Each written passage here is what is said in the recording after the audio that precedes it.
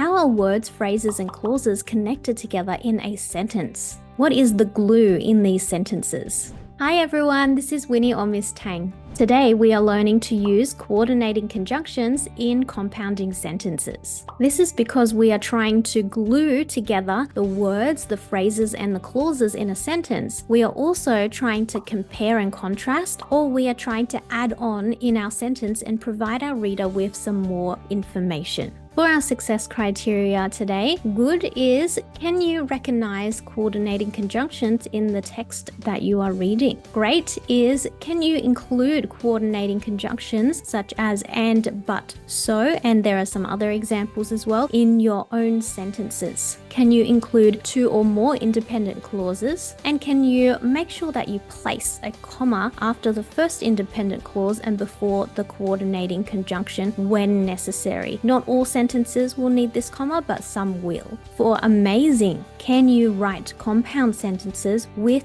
coordinating conjunctions and adjectives? Compounding sentences. These include two or more independent clauses. An independent clause is a sentence or some words that can stand alone in its own complete sentence, and they are joined together by a coordinating conjunction such as and, but, or.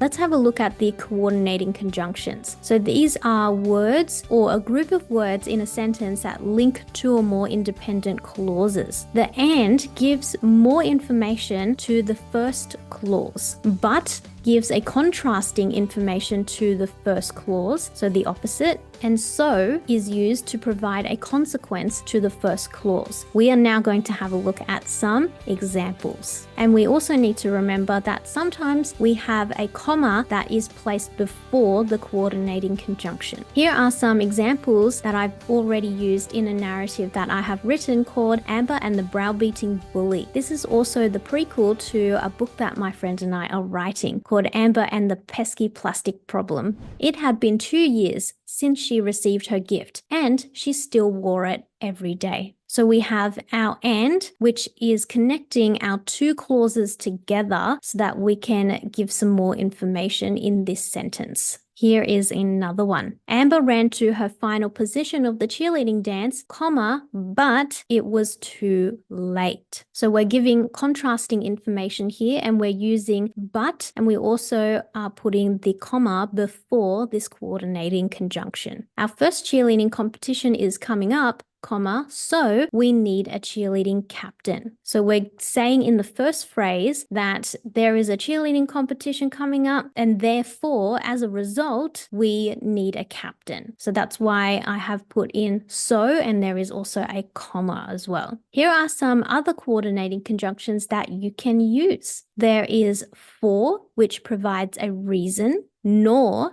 adds on to the first clause, which is a negative statement. And you've also got or, which provides an alternative to the first clause. You've got yet, which provides an opposite idea. Here are some examples. It was a gift from her dad for her 9th birthday. So we are using for to give a reason why she was given a gift. Here is an example that I have written. I don't like people being mean, nor do I like bullies. So in the first statement, I put in, I don't like people being mean, and nor is when I have added on to the statement. And I have said that, nor do I like bullies. Here is another example from the prequel or the narrative that I've written. Your words can either lift someone up or cut deeper than a knife. So there are two alternatives here. The reason I have used or is because the character in this prequel is trying to say that when you are speaking and when you're using your words, you can either encourage people and make them a lot happier and lift them up and encourage them and support them, or you